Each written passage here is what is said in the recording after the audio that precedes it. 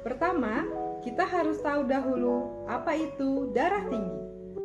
Darah tinggi atau yang biasa disebut hipertensi adalah saat tekanan darah sistolik lebih dari 140 mm air raksa dan tekanan darah diastolik lebih dari 90 mm air raksa. Hipertensi dapat disebabkan oleh kebiasaan merokok, konsumsi tinggi garam, kegemukan, kurang makan buah atau sayur, kurang aktivitas fisik, konsumsi alkohol, dan stres.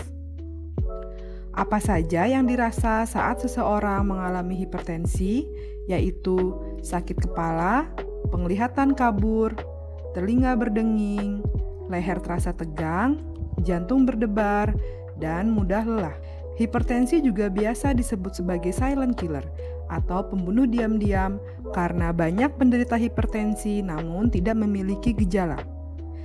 Jika penyakit hipertensi diabaikan, maka akan menimbulkan komplikasi seperti penyakit jantung, stroke, penyakit ginjal, dan kebutaan.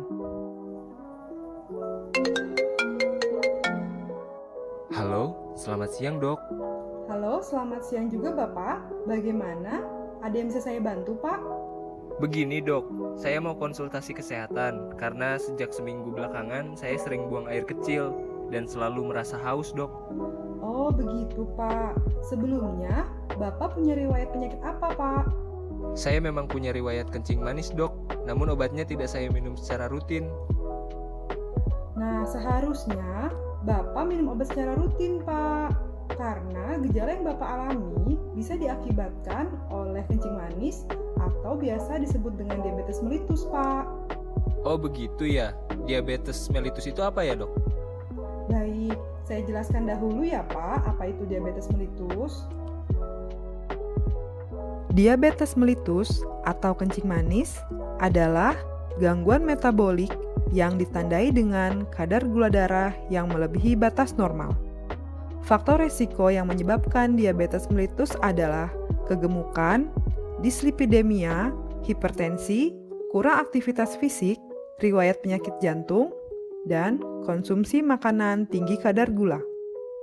Terdapat gejala khas atau gejala utama yang biasanya dirasakan oleh penyandang diabetes mellitus, yaitu poliuria atau sering kencing, polifagia atau cepat lapar, polidipsi atau sering haus, serta gejala tambahannya seperti kesemutan, gatal di daerah kewanitaan, bisul yang hilang timbul, penglihatan kabur, cepat lelah, luka yang sulit sembuh, mudah mengantuk, impotensi pada pria, dan berat badan menurun cepat tanpa penyebab yang jelas. Penyakit diabetes mellitus dapat menimbulkan komplikasi seperti gangguan penglihatan, penyakit jantung, gangguan ginjal, gangguan saraf yang menyebabkan luka dan amputasi. Upaya pencegahan dan pengendalian hipertensi serta diabetes mellitus dapat dilakukan dengan metode cerdik. Yang pertama, cek kesehatan secara rutin, enyahkan asap rokok, rajin aktivitas fisik, diet seimbang, istirahat cukup, dan kelola stres. Perlu diketahui, penderita hipertensi dan penyandang diabetes mellitus dapat menerima vaksinasi COVID-19 dengan syarat tekanan darah terkontrol dan diabetes mellitus yang terkontrol atau tidak sedang mengalami komplikasi akut. Berikut adalah persiapan diri yang dapat dilakukan sebelum dan sesudah vaksinasi. Sebelum vaksinasi, jangan lupa untuk beristirahat dan tidur yang cukup, hindari alkohol dan merokok, olahraga rutin namun tidak berlebihan, tetap rileks dan hindari stres, tetap minum obat rutin bagi penderita penyakit kronis seperti hipertensi dan diabetes mellitus, serta silahkan konsultasikan kesehatan Anda ke dokter jika diperlukan. Dengan begitu, Anda akan siap menerima vaksin. Namun, jangan lupa, sesudah menerima vaksin, Anda tetap harus beristirahat dan tidur yang cukup. Cukupi kebutuhan nutrisi, dan yang terpenting, tetap beraktivitas dengan menjalankan protokol kesehatan.